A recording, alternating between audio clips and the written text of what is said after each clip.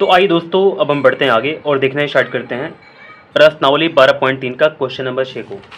तो देख सकते हैं हमारे सामने क्वेश्चन यहाँ पर है और क्वेश्चन में क्या बोला जा रहा, मैं पढ़ता हूँ, ध्यान से सुनिएगा। तो यहाँ पर क्वेश्चन बोला, एक वृत्ताकार मेजपोश जिसकी त्रिज्या 32 सेंटीमीटर है। तो हमारे पास यहाँ पर एक फिगर है बना हुआ, इसमें बोला ना ये एक मेजपोश है और इसकी जो त्रिज्या है, क्योंकि ये वृत्ताकार रूप में है ना, तो इसकी जो त्रिज्या है ये 32 सेंटीमीटर की है। में बीच में यानी कि इसमें बीच में एक समबाहु त्रिभुज ABC छोड़ते हुए एक डिजाइन बना हुआ है। तो ध्यान दीजिएगा, हमारे पास ये जो डिजाइन है इसके बिल्कुल बीचों बीच एक त्रिभुज है ABC, ये एक समबाहु त्रिभुज है।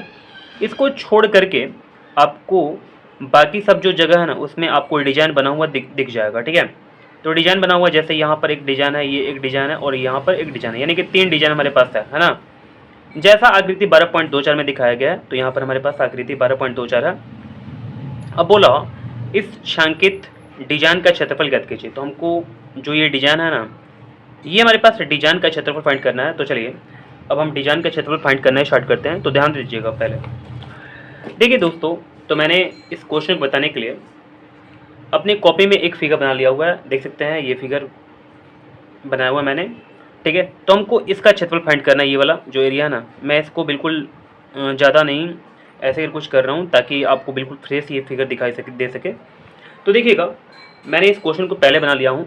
ठीक है, तो दोस्तों मैं क्वेश्चन को तो आपके सामने बनाने की कोशिश करता हूँ, लेकिन ये क्वेश्चन बहुत बड़ा हो जाएगा और लिखते लिखते लिखते लिखते ये पता है ये लगभग बहुत बड़ा बन सकता है वीडियो, इसलिए मैंने पहले से ही इसको बना दिया हुआ है। ठीक है, तो चलिए अब आपको समझाते हैं, ध्यान दीजिएगा।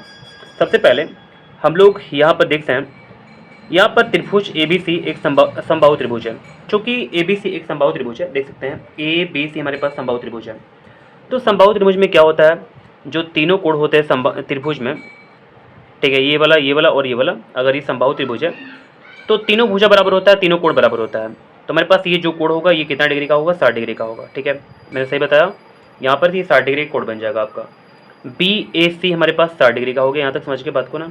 अब देखिए कोण BOC कहाँ पर है, मैंने क्या किया ना, हमारे पास ये BOC हो जाएगा, कोण ये वाला BOC हो जाएगा। ठीक है, ये कोण 120 डिग्री का होगा। आप बोलेंगे कैसे होगा, तो मैं एक बात बताता हूँ, ध्यान दीजिएगा।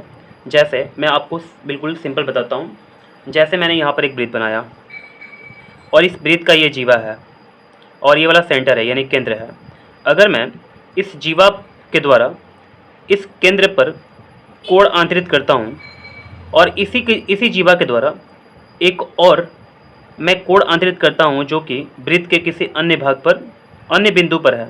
यहाँ पर ये जो वृत्त है हमारे पास ना, तो किसी एक बिंदु पर कोण आंतरित किया गया इस जीवा के द्वारा। ठीक है, कोई दिक्कत नहीं है। एक बार फिर से ध्यान दीजिएगा, हमारे पास एक वृत्त था और इस वृत्त में एक जीवा था, जीवा द्वारा 2 जगह कोण आंतरित किया गया, एक कहाँ पर, एक केंद्र पर और एक वृत्त के किसी एक बिंदु पर।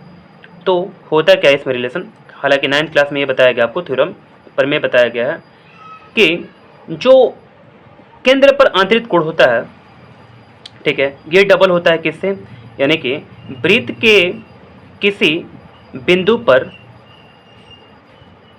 यहाँ पर जो कोण बंधा ना, यानी कि कोण हमारे पास क्या है, आंतरित किया गया है, तो इस कोण से ये डबल होगा कोण। ठीक है ना, यहाँ पर मैंने आपको समझा दिया।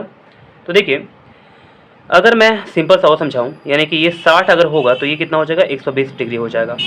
ठीक है, मैं यहाँ तक आपको समझा पा रहा हूँ। तो देखिएगा, ऐसे करके अगर देखिएगा ध्यान से, तो हमारे पास BC एक जीवा है और इस जीवा के द्वारा हमारे पास कोण आंतरित किया गया, यहाँ पर कहाँ पर, सेंटर पर। तो कोण आंतरित कर दिया गया, यहाँ पर ये कोण बन गया हमारे पास, और वृत्त के किसी एक बिंदु पर हमारे पास कोण आंतरित किया गया। तो ये कोण जितना होगा इससे डबल ये वाला कोण होगा। ठीक है, तो देखिए, अगर आपको तो पता है ये हमारे पास 60 डिग्री बना था, तो देख सकते हैं BAC हमारे पास 60 डिग्री बना था, तो इसका डबल हमारे पास क्या हो जाएगा, ये वाला कोण हो जाएगा, यानी कि BOC हमारे पास क्या हो जाएगा, 120 डिग्री का हो जाएगा। ठीक है, यहाँ तक बात समझ गया। अब देखिए मैं क्या करता हूँ, रचना कर देता हूँ। रचना क्या करता हूँ, OD लंब लेता हूँ BC पर। ठीक है, OD लंब लेता हूँ किस पर, BC पर, हो जाएगा लंब। तो देखिए इतना तक करने के बाद यहाँ पर हमारे पास ये 90 डिग्री का हो जाएगा, तो BOD हमारे पास क्या होगा, यानी कि समकोण त्रिभुज हो जाएगा। ठीक है, अब देखिए, अब त्रिभुज BOC में देखते हैं। पहले सबसे पहले BOC की अगर बात करेंगे हम, तो आपको पता होगा किसी भी त्रिभुज के तीनों कोण मिलाकर के 180 डिग्री होते हैं। ध्यान दीजिएगा, मेरी बात को ध्यान सुनिएगा एक एक करके, आपको ये क्वेश्चन बिल्कुल अच्छे समझ में आ जाएगा। मैं बिल्कुल सिंपल रूप में बता रहा हूँ, ठीक है। तो देखिए बी ओ सी में अगर आएंगे हम, तो बी ओ सी हमारे पास ये वाला त्रिभुज है ना। अगर इस तीनों कोण को देखते हैं, ये वाला कोण को, ये वाला कोण को और ये वाला कोण को, तो हमारे पास तीनों मिलाकर 180 डिग्री होता है। तो कोण बी ओ सी यानी कि ये वाला कोण, कोण बी सी ओ यानी कि ये वाला कोण, और कोण सी बी ओ यानी कि ये वाला कोण, तीनों मिलाकर के हमारे पास कितना हो गया, 180 डिग्री हो गया, ठीक है। यहाँ तक बात समझ गए। तो देखिए दोस्तों, हम क्या करते हैं, बी ओ सी को यहाँ पर हमारे पास 120 डिग्री आया था, मैंने आपको समझाया भी था, हमारे पास बी ओ सी बराबर कितना है, 120 डिग्री है। इसके जगह पर लग दिए हम 120। बी सी ओ, हमारे पास जो बी सी ओ है, देखिए बी सी ओ जो हमारे पास है ये x है, और हमारे पास सी बी ओ जो है, सी बी ओ जो है हमारे पास ये भी x हो जाएगा। आप बोलेंगे कि ऐसे x हो गया, मैं बताता हूँ। जैसे अगर ध्यान दीजिएगा बी ओ सी में, तो हमारे पास बी ओ जो है और जो सी ओ है, दोनों के दोनों त्रिज्या है। क्या है, दोनों के दोनों त्रिज्या है। तो मैंने यहाँ पर लिख दिया, यहाँ पर देख लीजिएगा ध्यान से। तो कोण बी सी ओ बराबर कोण सी बी ओ हो गया, बराबर x मैंने मान लिया, यानी कि ये कोण को मैंने x मान लिया। क्यों माना, क्योंकि बी ओ बराबर सी ओ हमारे पास है और दोनों के दोनों त्रिज्या है, तो इसलिए हमारे पास दोनों कोण बराबर हो जाएगा, और इसको मैंने x मान लिया, ठीक है, कोई दिक्कत नहीं है। तो चलिए आगे बढ़ते हैं। अब देखिएगा ध्यान से, यहाँ पर हमारे पास 120 है, यहाँ पर x प्लस एक्स यहाँ पर बराबर 180 हो गया। तो x प्लस एक्स क्या होगा, 2x हो जाएगा। यहाँ पर 120 है ना, तो 120 को हम लोग मूव करा देंगे राइट हैंड साइड में, तो 180 में से 120 घटेगा तो क्या हो जाएगा, 60 डिग्री हो जाएगा, ठीक है यहाँ तक। अब देखिए 2x जो हमारे पास है, 2x इक्वल टू यहाँ पर हमारे पास क्या हो जाएगा, 60 डिग्री हो जाएगा। अगर 2 से कटाते हैं हम 60 को, 30 बार में कैंसिल हो जाएगा, x का जो मान हमारे पास होगा ये 30 डिग्री आ जाएगा।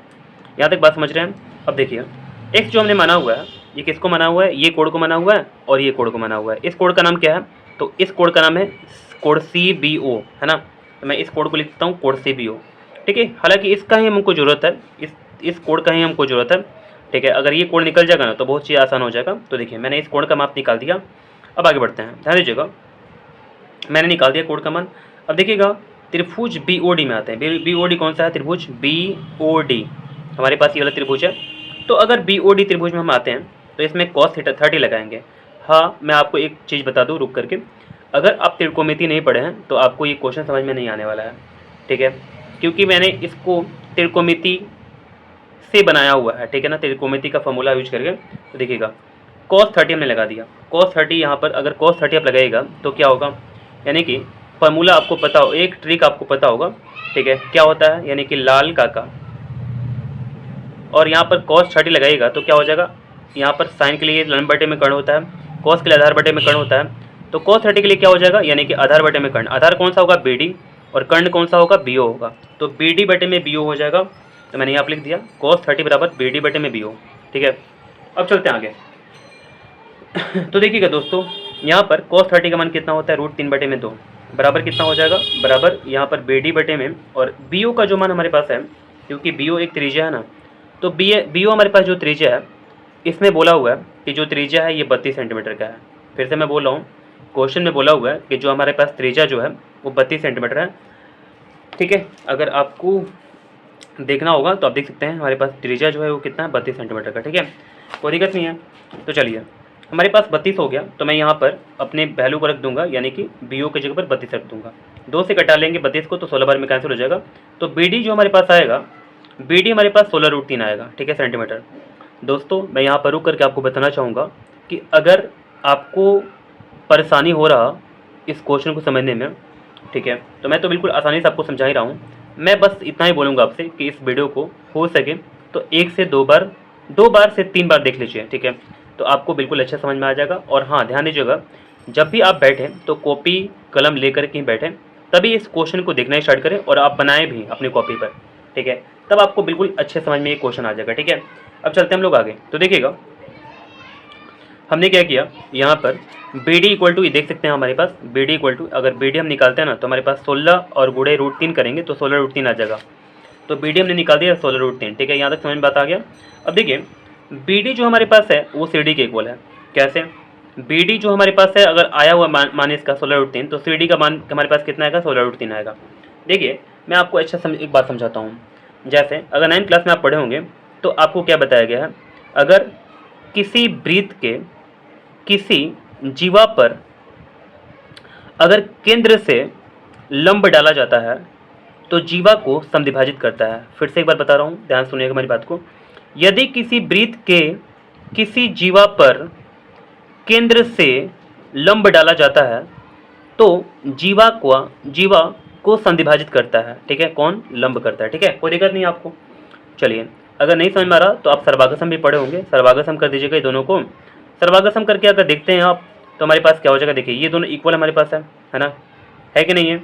ये दोनों हमारे पास इक्वल है और ये हमारे पास दोनों 90 डिग्री हो जाएगा, क्योंकि यहाँ पर लंब हमारे पास है 90-90 हो जागा। तो ये दोनों बराबर, क्योंकि त्रिज्या है, ये दोनों 90-90 डिग्री हमारे पास हो गया। ठीक है, कोई दिक्कत नहीं आपको। और देखिए हमारे पास ये दोनों, ये भुजा जो है ना, ये दोनों में हमारे पास सर्वागसम है, दोनों में हमारे पास बराबर उभयनिष्ठ है। सर्वागसम बोल रहा हूँ, दोनों में उभयनिष्ठ है, इससे दोनों त्रिभुज क्या हो जाएगा हमारे पास, सर्वागसम हो जाएगा। कैसे?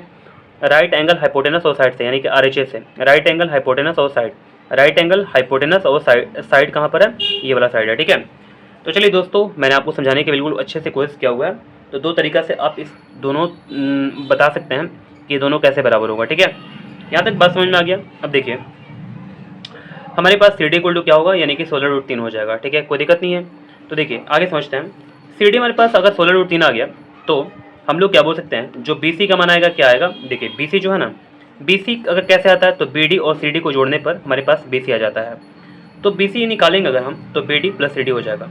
और BD का वैल्यू हमारे पास कितना है, 16√3 है, और CD का वैल्यू कितना है हमारे पास, 16√3 है। ठीक है, यहाँ तक बात समझ में आ गया। अगर हमारे पास BC देखते हैं तो 16√3 क्या होगा, 32√3 आ जाएगा सेंटीमीटर। यहाँ तक बात समझ में आ गया। अब चलिए आगे, फिर हम लोग क्या करेंगे, हमारे पास BC का मान आ चुका है। देखिए BC का मान आ चुका है ना, अब यहाँ से मैं समझा देता हूँ, ध्यान दीजिएगा। हमारे पास ABC एक समबाहु त्रिभुज है, समबाहु त्रिभुज में भुजा हमारे पास आ चुका है, BC का मान। तो देखिए अगर हम छायांकित डिजाइन का क्षेत्रफल निकालते हैं, हमारे पास छायांकित डिजाइन का क्षेत्रफल है, तो पूरा वृत्त का क्षेत्रफल में से, क्या मैंने बोला, पूरा वृत्त के क्षेत्रफल में से अगर मैं समबाहु त्रिभुज के क्षेत्रफल को घटा लेता हूँ, ठीक है, तो हमारे पास छायांकित डिजाइन का क्षेत्रफल आ जाएगा। ठीक है, तो मैं यहीं पर काम करूंगा, वही वाला। तो छायांकित डिजाइन का क्षेत्रफल बराबर क्या हो जाएगा, वृत्त का क्षेत्रफल माइनस त्रिभुज का क्षेत्रफल, त्रिभुज ABC का क्षेत्रफल। अच्छा देखिए, वृत्त का क्षेत्रफल पाई स्क्वायर होता है माइनस त्रिभुज ABC का क्षेत्रफल क्या होता है, √3/4 गुणे भुजा स्क्वायर होता है। पाई का मान हम लोग रख देंगे 22/7। जो R का मान है हमारे पास देख सकते हैं, यहाँ पर हमारे पास 32 दिया हुआ है, तो 32 का स्क्वायर हो जाएगा, यानी कि 32 गुणे 32 माइनस हो जाएगा, √3/4 हो जाएगा। और A का वैल्यू हमारे पास कितना है, तो देख सकते हैं हमारे पास A का वैल्यू मैंने निकाला हुआ है, BC का मान कितना निकाला हुआ है, तो BC का मान हमारे पास कितना हुआ, 32√3 आया हुआ है। ठीक है, तो 32√3 का स्क्वायर कर लेंगे, क्योंकि यहाँ पर A का स्क्वायर है ना। अब देखिए इन तीनों को अगर गुणा करते हैं, 32 गुणे 22, तो हमारे पास आता है 22,528, और बटे में क्या हो जाएगा, 7 हो जाएगा। तो इतना तक समझ के बात को ना, माइनस हो जाएगा √3 हमारे बटे में 4 है। तो मैं क्या करूँगा, सबसे पहले इसका स्क्वायर कर लेते हैं। 32√3 का स्क्वायर क्या होता है, यानी कि 3072 आ जाएगा, और यहाँ पर √3 है तो √3 रख लेंगे, बटे में क्या हो जाएगा, 4 हो जाएगा। अगर इस दोनों को हम कटाते हैं तो 768 हमारे पास आ जाएगा। तो देखिए हमारे पास कितना आ गया, 22,528 बटे में 7 माइनस 768 √3। तो मैंने इसको यहाँ पर साइड में लिख लिया हुआ है, क्योंकि हमारे पास जगह नहीं था। तो देख सकते हैं दोस्तों, ये हमारे पास क्या हो जाएगा, ये हमारे पास आंसर हो जाएगा सेंटीमीटर स्क्वायर में, क्योंकि सब कुछ हमारे पास क्या है, सेंटीमीटर में। तो मैं इसका आंसर लिख सकता हूँ सेंटीमीटर स्क्वायर में। तो उम्मीद करते हैं कि क्वेश्चन नंबर आपको 6 अच्छे समझ में आ गया होगा।